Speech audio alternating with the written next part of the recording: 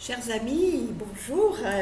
Vous êtes prêts donc à continuer la découverte de ce psautier petit à petit, jour après jour, en voyageant selon les psaumes qui nous sont proposés au gré des jours, et donc avec l'aide bien sûr toujours des commentaires érudits des pasteurs Maillot et Lelièvre et du Père Vesco.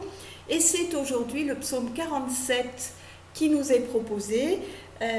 Donc je vous laisse le lire, ce psaume 47, 46 bien sûr dans les éditions catholiques des Bibles. Le psaume précédent, le 46, annonçait la victoire de Dieu sur les nations, non pour satisfaire un besoin de vengeance personnelle ou une notion abstraite de justice, mais afin qu'elles le reconnaissent comme roi. C'est chose faite. Dans le psaume d'aujourd'hui, le psaume 47, les nations acclament Dieu comme roi sur toute la terre. Ce psaume est classé dans les psaumes dits psaumes du règne ou psaumes d'intronisation royale de Yahvé. Le cadre original d'utilisation de ce psaume serait une fête du Nouvel An. Tous les peuples sont invités à battre des mains pour manifester leur joie, à faire un banc d'honneur au Seigneur. Ces nations étaient-elles représentées par des ambassadeurs, des prisonniers de guerre, des prêtres et lévites qui, après avoir mimé la révolte, manifesteraient leur joie? Ou bien les 12 tribus d'Israël seraient vues comme typiques de l'univers entier? Nous ne le savons pas. Mais ce n'est pas pour rien qu'il est question au verset 10 d'Abraham, ce qui est rare dans les psaumes, dont on se souvient, cet Abraham, qu'il est dit qu'en lui seront bénies toutes les nations.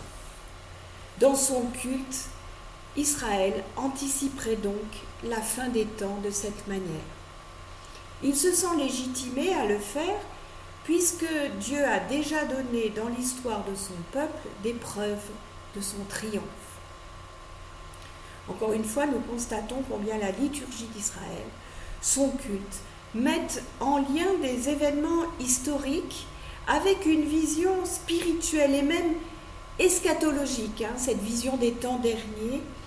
Le futur peut donc pour lui se lire dans le passé et échanter au présent. C'est d'une certaine sagesse, n'est-ce pas?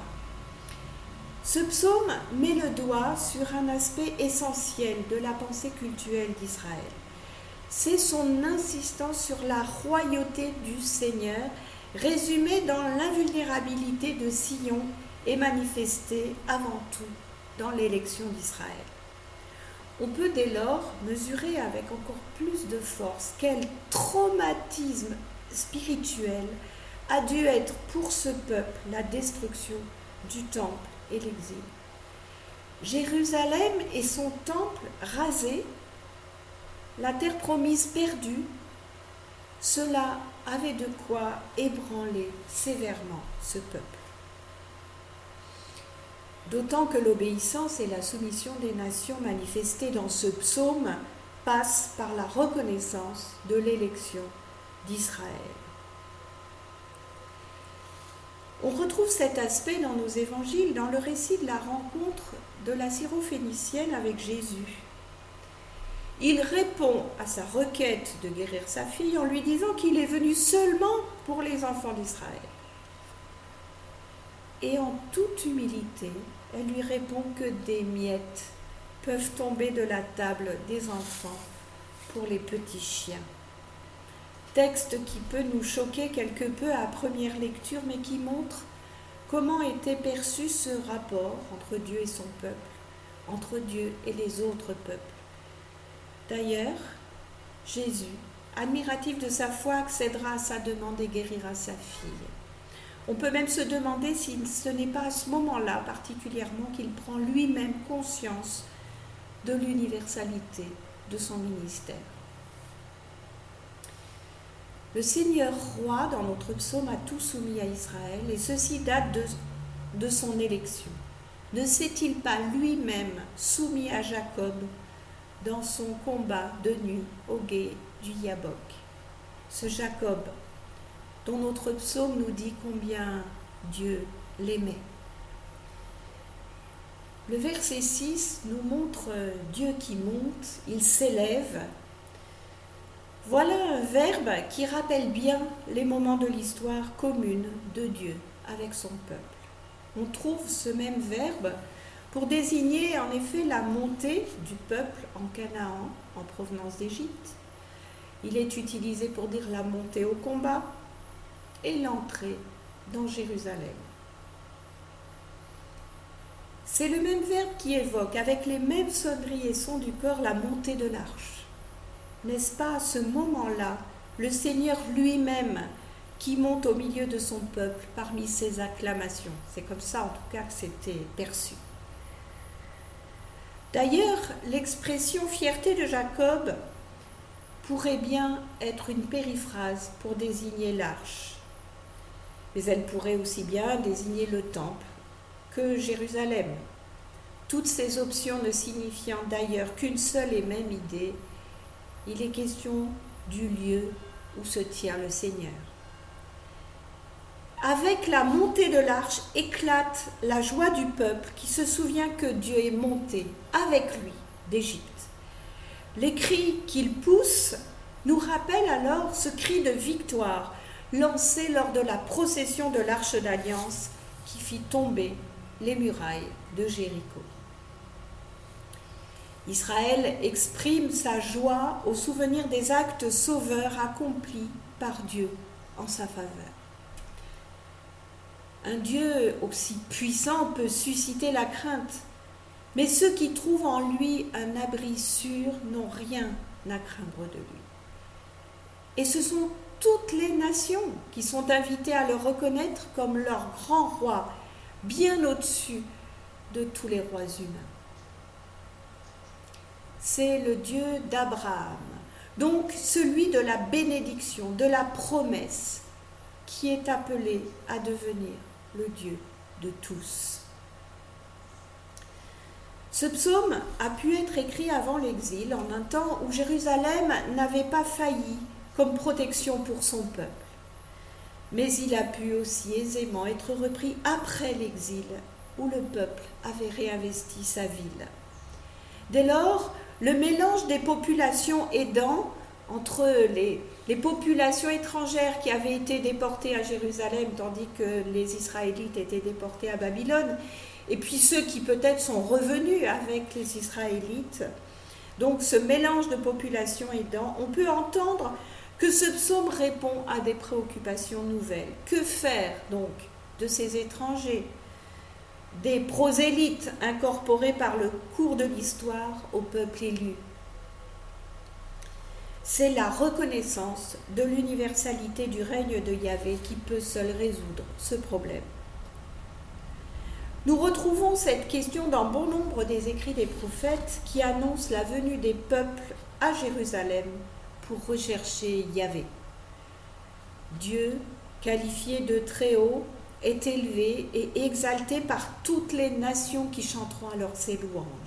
Elles s'unissent au peuple d'Abraham, peut-être même en font-elles désormais partie. Ce psaume, donc vous le voyez, nous offre une vision universaliste de Dieu.